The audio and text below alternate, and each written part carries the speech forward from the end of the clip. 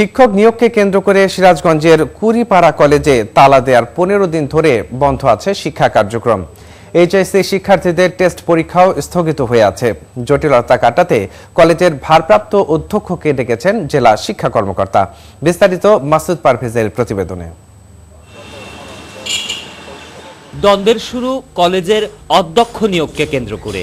21 November স্থানীয় আওয়ামী লীগ নেতারা তালা ঝুলিয়ে দেয় কলেজের অফিসে, আর 26 নভেম্বর শিক্ষার্থীদের বের করে দেয়া হয় ক্যাম্পাস থেকে। বাইরের লোকজন এসে পরীক্ষা বন্ধ করে দেয়, ছাত্রছাত্রীদের ভবিষ্যৎ অনিশ্চিত করে ফেলেছে, অন্ধকার করে ফেলেছে। দুটা মতবিরোধের কারণেই একটা বিশৃঙ্খলা তৈরি হয় এবং এরই পরিপ্রেক্ষিতেই এই প্রতিষ্ঠানে তালা ঝুলাই দেয় সেই বিপক্ষ যারা ফেয়ার পরীক্ষা চায় না তারা। আমরা বিভিন্ন জায়গায় বিভিন্ন প্রশ্নের সম্মুখীন হচ্ছে, এতে শিক্ষার ব্যাহত হচ্ছে, আমাদের পারিবারিকভাবে সামাজিকভাবে বিভিন্নভাবে আমাদের সম্মানের হানি হচ্ছে। কলেজ খুলতে না পারায় টেস্টের 7টি পরীক্ষা স্থগিত রাখা হয়েছে বলে জানান কলেজের ভারপ্রাপ্ত অধ্যক্ষ।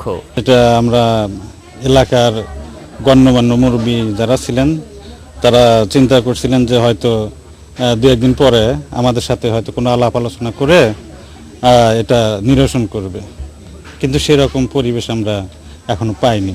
তবে কলেজ কর্তৃপক্ষের অভিযোগ অস্বীকার করে ইউনিয়ন আওয়ামী লীগের সভাপতি জানান, নিজেদের পছন্দের লোককে নিয়োগের চেষ্টা করছে কলেজের শিক্ষকেরা। ছেলেগুলো অনেকে কলেজে গেছিলেন, আমরা জানতে পারি ওরা যায় সেটা ওখানে।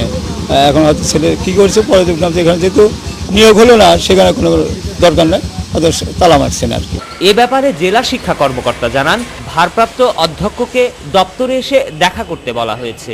খনিকে আমরা ওই তাদের প্রতিষ্ঠান যে প্রধান তাদের সাথে আমরা যোগাযোগ করার চেষ্টা করছি।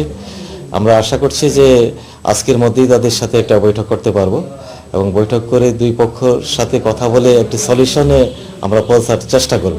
1999 সালে 115 শতক জমির উপর প্রতিষ্ঠিত কলেজটি এখনো এমপিওভুক্ত হয়নি। মাসুদ পারভেজ, 71, সিরাজগঞ্জ।